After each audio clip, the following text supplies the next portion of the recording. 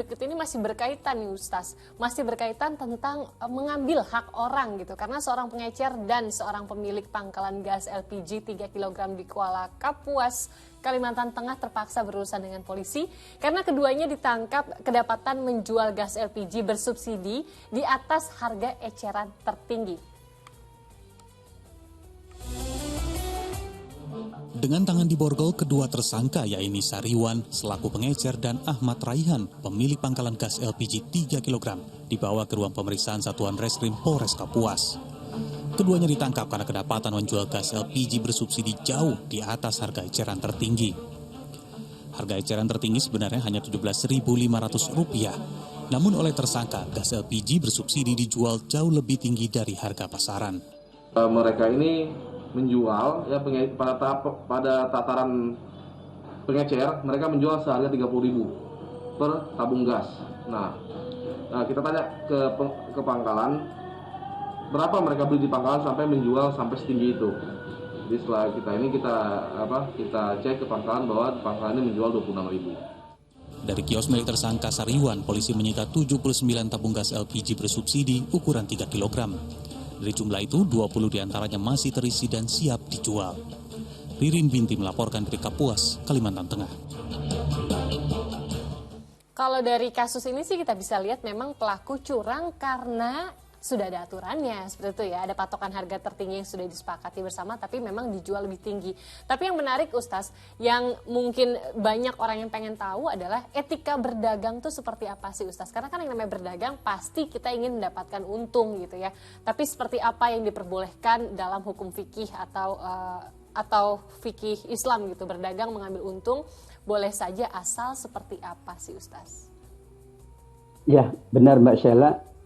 Seseorang yang ingin mendapatkan keuntungan melalui perdagangan, maka ia dituntun oleh Nabi beberapa etika, beberapa adab. Karena kita tidak hanya menginginkan keuntungan yang berlebih. Yang lebih kita inginkan adalah keuntungan itu memberkahi kita, memberkahi keluarga kita. Sungguh, kalau harta itu berkah, keuntungan itu berkah, berbeda dengan keuntungan berlebih, tapi tidak memberkahi. Inilah esensi dari etika atau adab. Syekh Muhammad Wahbah Zuhaili mengatakan ketika menafsirkan surat An-Nisa ayat 29, hendaklah kalian hanya memakan dengan cara antara kalian ada sukarela, antarabik. Maka antara pihak penjual dan pembeli di sini ada sukarela. Bagaimana menentukan sukarela? Tidak ada yang dirugikan. Penjual menjual dengan harga yang patut, pembeli pun mampu membelinya. Maka di situ secara tidak langsung ada sukarela. Kalau sukarela, saling mendoakan. Dalam mazhab Syafi'i, pembeli itu mendoakan penjual karena penjual menyiapkan atau memenuhi ya kebutuhan dari pembeli, dan pembeli mendoakan. Kenapa? Karena mendapatkan kebutuhannya, sedangkan penjual mendapatkan keuntungan. Profesor Dr. Wahbah Zuhaili tadi mengatakan bahwa mereka yang melampaui dari keuntungan yang patut, melampaui dari harga yang patut, dikatakan sebagai telah mengambil harta orang lain dengan cara yang batil dan tanpa sukarela. Kita pun tidak mau, ya apapun, ya tidak mau kalau tidak ada suka dan rela antara kedua pihak.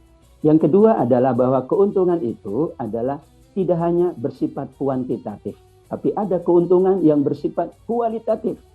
Ya, ada sahabat kita yang menjual, harganya biasa, maka dia akan dapat keuntungan karena ada orang lain yang jadinya tertarik untuk membeli di situ. Ya, dari mulut ke mulut. Wah, di situ penjualnya ramah, di situ harganya terjangkau, sehingga ia akan mendapatkan keuntungan bukan dari satu orang, tapi terus kualitatif dari orang yang satu, orang yang berikutnya. Subhanallah. Rasul membimbing kita, kalau tidak langsung dari keuntungan itu, insya Allah semakin banyak yang membeli karena harganya berpatutan, dan semuanya akan hidup dengan tenang, mendapatkan keuntungannya. Pembeli mendapatkan, demikian juga penjual. Maka itulah yang disebut dengan antarabin, saling suka dan rela antara kedua belah pihak, insya Allah.